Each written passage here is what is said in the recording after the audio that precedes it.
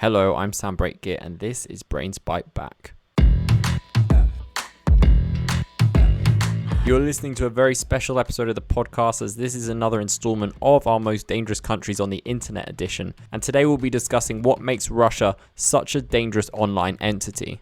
My guest joining me today is a Cyber Threat Intelligence Analyst with over 15 years experience at the US Army and National Security Agency, where she translated Mandarin. She now focuses her attention on dark web cyber threat intelligence, Charity Wright. And for our Weird Wide Web piece, rain may soon be an effective source of renewable energy.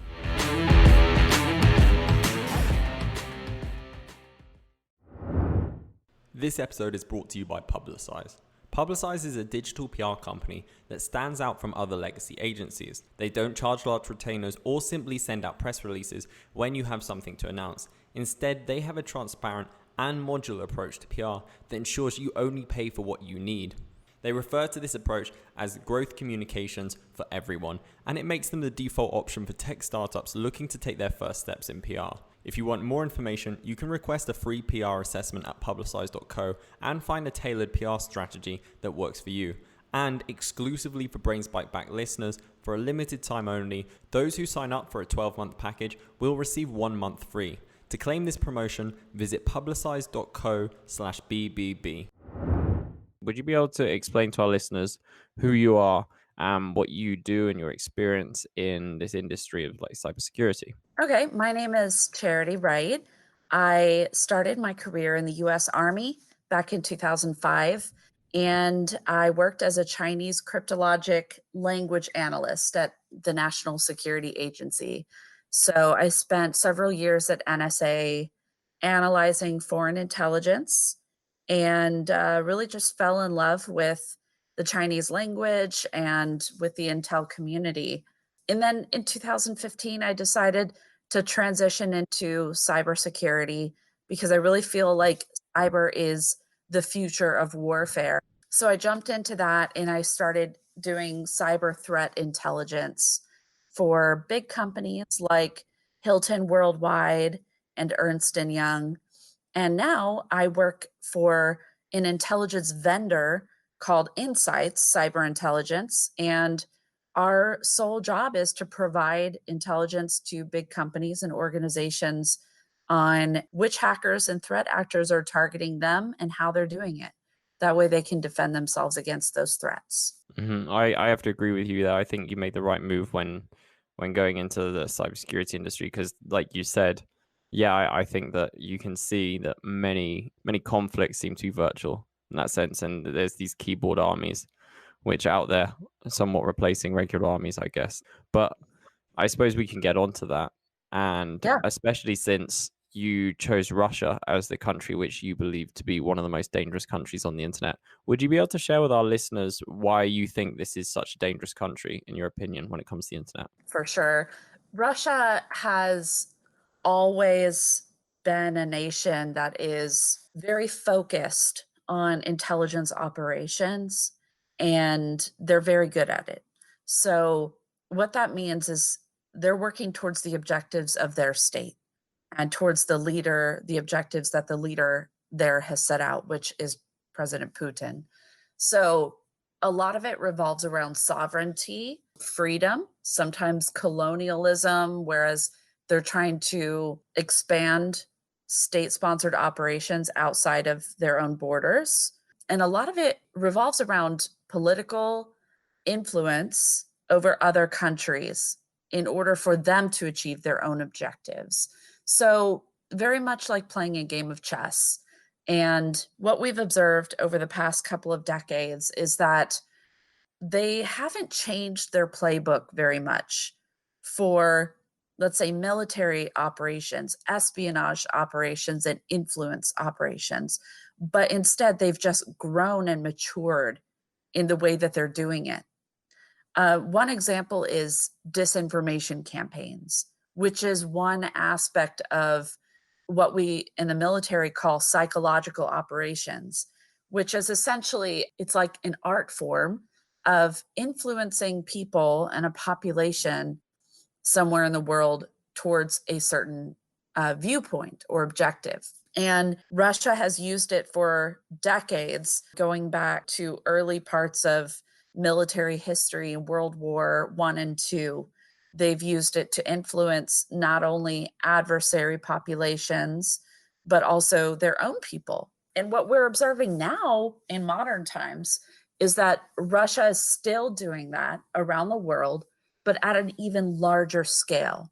They've developed the Internet Research Agency, IRA, which is dedicated to operations like disinformation and certain types of hacking operations. And there's also evidence that they've deployed military troops around the world to experiment in disinformation campaigns on smaller, more vulnerable populations, like in Africa. And they go in and they do these experiments and they find out what works and what doesn't work, depending on the target population. And in 2016, we have evidence and we have observed that they were very heavily involved in influencing American culture, politics, and the election for the US president. So that's something that we're still keeping a very close eye on. And we're trying to learn more about how they operate and how they conduct these types of disinformation campaigns. Yeah, it's very, very intelligent tactics, obviously. And I think the scary thing is that we know this is happening. Yet, is there anything we can do about it? Because it seems like they're just having fun, and there's nothing we can really do. I mean, is there some measurements we can put in place, or anything that we can do to reduce this, or stop this in any way? Yeah, there's a couple different ways that we go about this. I think one, which is really important, is just raising awareness among the population, the general population. I think there's so many different sources of news and information that people often have issues trusting the media or trusting the people that they're listening to. Even experts on the topic, I've had people kind of question, like, how do we know this is real and not just a conspiracy theory? But it's really important for people to be knowledgeable that there are governments that are operating these kinds of disinformation campaigns, and they need to understand why. Each country that does this has their own objectives. So, awareness is definitely a key part. Raising awareness and letting people know this is not just a conspiracy theory, this is actually happening, and we have quantitative evidence of it. So, that's at the very human general population level. Another way we can counter this is for corporations like social media companies to not only collect data on how these false news posts are circulating, but also countering it. And, we've seen Facebook, Instagram, and Twitter, even YouTube, we've seen all of them step up and hire teams dedicated to this effort, dedicated towards tracking the disinformation when it happens and following how it's shared and how it's spread, because that's really key to understanding how to defend against it.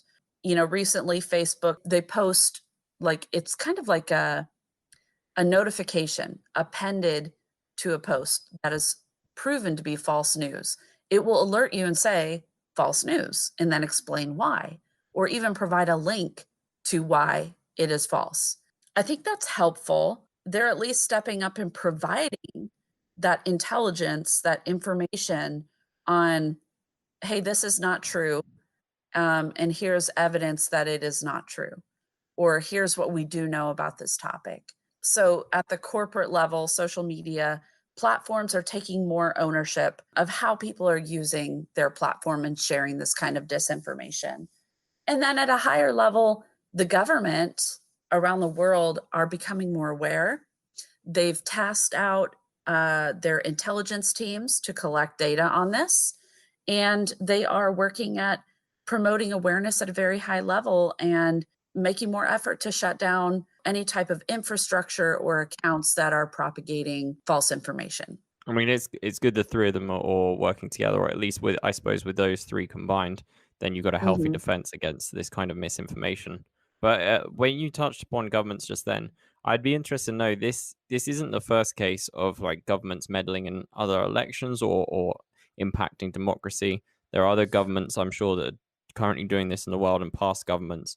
which have done this as well in the past. I think even the USA might have a history of this. I'm not too knowledgeable on it, but I mean, how does Russia's actions differ from previous countries or other current foreign governments at the moment, would you say? That's a good question. I can confirm the United States does have an entire branch of the military dedicated to psychological operations. In the past, what that looked like was more like wartime, winning the hearts and minds of people in the nations where we're doing certain operations. But as far as disinformation, I can't really speak to that. Russia is pretty unique when you compare them to how they do these operations.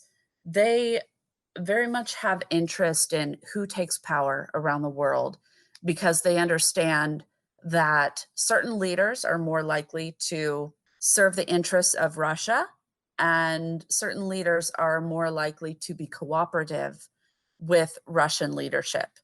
And so understanding that they need kind of this presidential club at the top, they try to influence elections towards the candidates that they think will most likely serve the needs and interests of their own country. And of course, leaders around the world will say that is their job, to serve the needs and interests of their own constituency and their own people. But Russia tends to go a bit further than other countries. They tend to take it to a level that's actually destructive and disruptive, to the point where in the 2016 election, we observed that they were trying to create chaos and confusion around the election system, around how to vote, around who's eligible to vote. They know how to divide a population in half. And that doesn't mean they're trying to change your mind about how you believe. It means they're actually trying to make you feel more extreme about your personal beliefs. So, for example, before the 2016 elections, we had issues in America such as kneeling for the national anthem or Black Lives Matter against, police brutality. And it was topics like this that really got Americans very fired up on both sides of the political spectrum, left and right. And we saw that the disinformation that Russia was pushing was to make people feel strongly against the other side. And it really created this huge divide, which resulted in, riots and violence in Baltimore and certain areas of the country where there were racial tensions, and Republicans and Democrats were split very extreme. We saw a lot of people that used to be kind of moderate and in the middle start taking left and right sides. And what happened in America was it created this very unsettling feeling that we don't really know our fellow Americans. Like, how can we all be Americans and live in the same country but feel so differently about these things? And it really does weaken a democracy and weaken our electoral system when that happens. Russia understands that very well, and that is what they executed in the past. And so we are monitoring what's happening right now. What are they saying right now about coronavirus, about how President Trump is handling this pandemic for America? And we're monitoring what kind of criticism is being said about both and what's being propagated out there. Rumors like coronavirus is a US bioweapon, or US soldiers are spreading coronavirus in Eastern Europe, things like that. Yeah, it's good that you touched on coronavirus because I was hoping to come on to that next. I think it was a report that said countries like Russia and China are looking to or will look to use the coronavirus to expand their influence or basically for their own bidding. Do you think that the coronavirus might positively impact Russia's intentions here or their actions? Or how do you think the coronavirus might factor into this whole game that they've got playing? Yeah, from what we've seen so far, that there has been observations of certain narratives being spread and pushed in certain areas of the world. Russia has been spreading these narratives in the Eastern Europe bloc around, kind of an anti-NATO theme, encouraging these former Soviet nations to cling to Russia and to leave the EU and and separate themselves and distance themselves from NATO, which is really interesting because that does serve Russian interests, and it allows Russia to kind of swoop in and give a sense of stability to these countries during a time of global instability. So, we've observed many countries taking advantage of this opportunity and a lot of cyber criminals and hackers too. But Russia in particular, it's been interesting to watch what kind of narrative they're pushing. And we expected it more in the US. Maybe we just haven't seen the trends as much yet. But right now, the most obvious disinformation campaign is happening in Eastern Europe.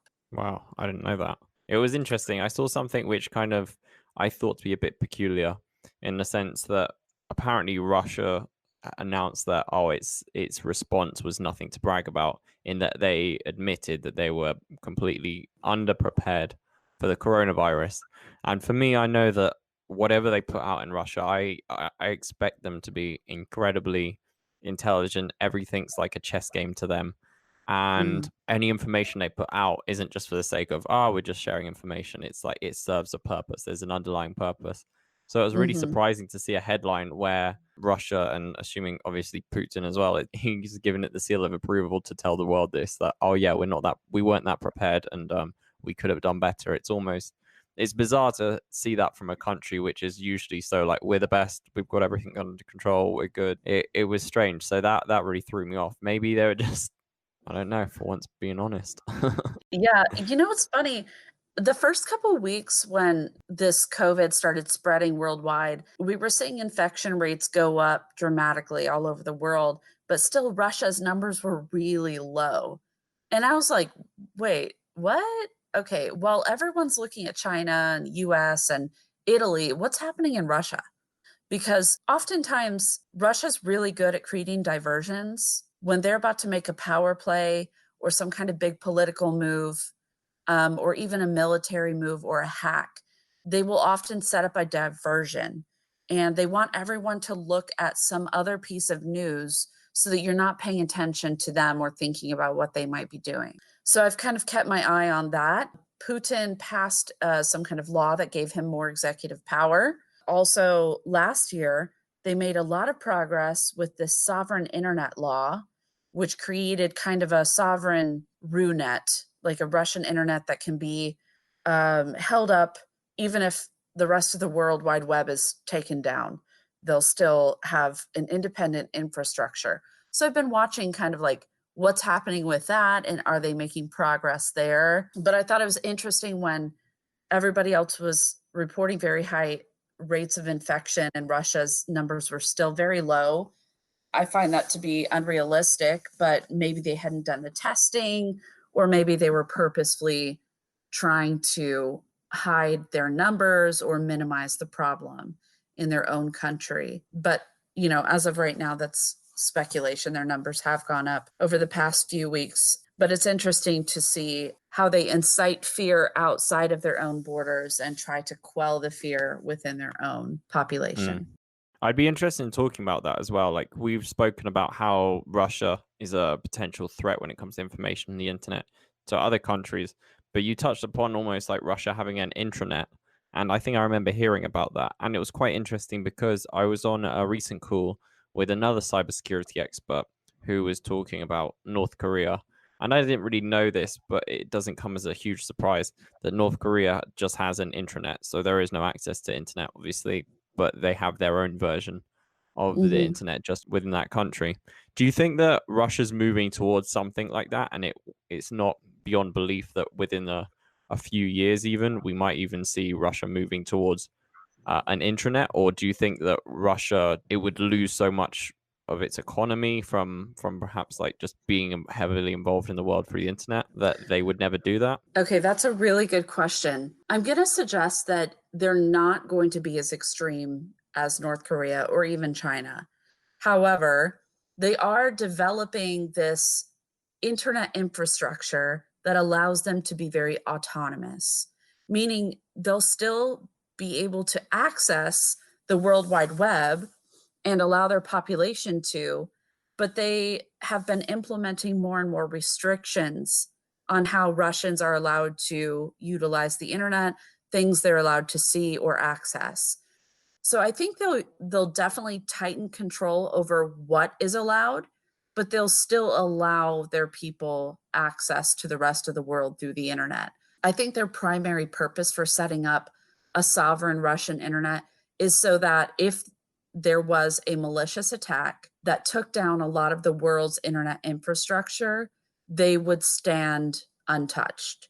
They would still be able to operate their businesses, communicate with each other, and communicate to the outside from their own infrastructure, which essentially is a great national defense strategy, but it could also be used in malicious ways to launch attacks and to be untouched and not be accountable to the rest of the world for taking down malicious infrastructure. For example, let's say if a Russian cyber criminal or a Russian state-sponsored threat group wanted to launch a major malware attack on, let's say, the United States or the UK or whoever they're attacking, they would be able to launch that attack.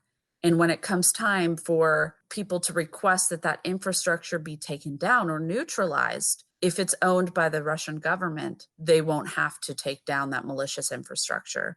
They won't have to be held accountable for that attack. It will be essentially an asset of the military. That's a scary concept. Mm-hmm. Yeah, it's an interesting power play by them. But on a more general sense, and this is my last question to you, how do you foresee this like digital landscape changing? I've asked this to pretty much all the cybersecurity experts I've featured so far, and it's never a very positive answer. So I'm hoping you got something for me.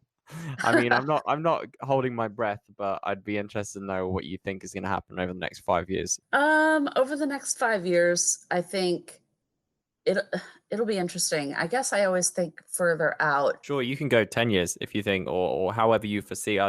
Yeah, I'd be interested to hear like what you think is going to evolve from this, whether it's 5 years, 10 years, whatever. Well, I've seen what's happened just in my own space. In cyber threat intelligence, in the past 5 years, we've made huge progress at collecting intelligence on how threat actors are operating so that we can defend against them. So I predict in the next 5 years, we'll make even more progress. I think really getting the right people in this industry, more security vendors are coming out and they have budgets for hiring people into this industry. So I'm hopeful, that we will be able to catch up to the bad guys and hold them accountable. Even law enforcement has made huge progress in actually capturing some of these cyber criminals and holding them accountable and serving justice. So I do think that we are going to make great progress, but we have to also understand from the realistic point of view that there are a lot of very financially motivated criminals out there who are working to counter our efforts. So there's always an adversary, and then there's always the defense on the other side. And I think as long as we're thinking out of the box and thinking creatively, we're going to make progress against them. But they're always striving to kind of stay one step ahead. So that's what we have to do as well. And then further out, I do predict that there will be kind of like a land grab over internet space. It seems to me like governments are taking more responsibility for the infrastructure, the internet infrastructure in their own country. And they're starting to understand how much power comes with owning parts of the internet. We've seen China, Russia, North Korea, more communist and authoritarian states take control of the internet in their country, how people use it, what they're allowed to see, what's allowed to go in and out, and how it's used for the military and for the state purpose. And I predict that further out, let's say 10 years, over the next 10 years, we're going to see more countries start taking control and building out the internet infrastructure in their own country. Because essentially, information is the most valuable currency in the world. And whoever controls the flow of that information are the ones that have control of that very valuable currency. Yeah, we definitely face some scary threats in that sense. And I think that's become increasingly clear that information is so valuable. More, almost, well, I wouldn't say more than ever, but we just have so much more of it now and so much more access to it that it's become abundantly clear of how valuable it is. But nonetheless, I think, yeah, it would be ridiculous to assume that any of these threats are going to go away for good. But again, I do like your optimism that you started off with. It's nice to have that that glass half full approach, at least when it comes into this. And I think, yeah, you're right. Cybersecurity is getting stronger, and it's a constant game with cat and mouse, and we'll catch that mouse, or however around. I don't know which way around it is. Yeah. You know what makes me so hopeful is we're seeing this partnership between the intelligence community run at the government level and the private sector. And when you put those two together and you start sharing intelligence with each other, it enables everybody to block against the bad guys. It's kind of like taking the cover off and saying, hey, look, we know that these bad guys are operating off of this infrastructure and these are their tactics and here's how to defend against them. And the government's allowing us that information and allowing the private sector to offer them insight as well. It just enables everybody better defense against this threat. Good. That's a positive note. And I'd love to finish on that and just keep it there.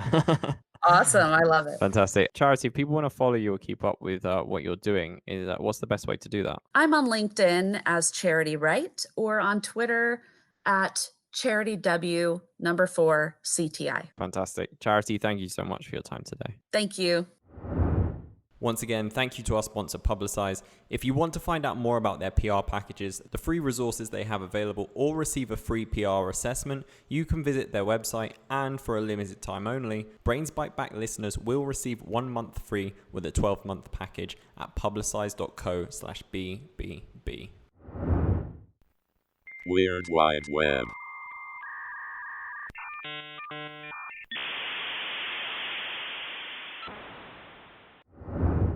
Now, I have to admit, this story came out earlier this year, and I haven't had a chance to cover it yet, as there's been a backlog of interesting news pieces that we've been wanting to share for our side pieces.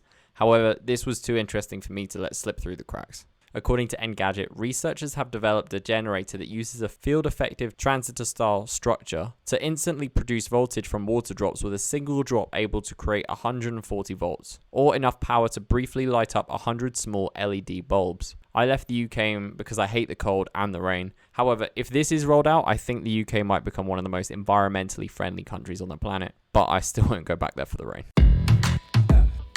That's our show. I'm glad you could join us. We've got a large collection of episodes to listen to, so visit sociable.co to check them out, or you can go check them out on Spotify, iTunes, YouTube, Google Podcasts, a whole host of places. Just Google us or search for us wherever you get your podcasts and you'll probably find us there. So sign up to the Sociable newsletter. Just go to sociable.co and add your name and your email, and we'll keep you posted on what we're producing here. And until next time, stay safe and take care.